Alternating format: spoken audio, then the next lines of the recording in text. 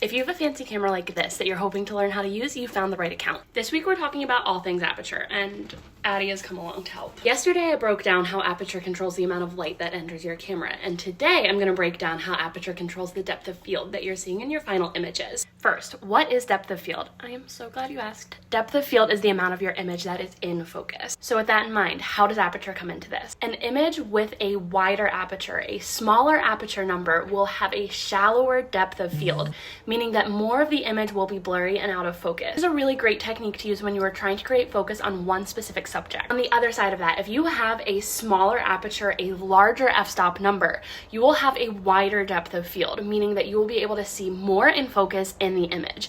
This is a great technique to use for group photos, for photos of landscapes, cityscapes, anything that you want to see a lot of things in focus within the frame. As a portrait photographer, aperture is often the first setting that I select because I want to create individualized focus on my subjects in each of my photos. I'm running out of time, so I'll actually be creating an aperture part 3 where I break down common errors that I see when using aperture, so make sure you follow along for that video.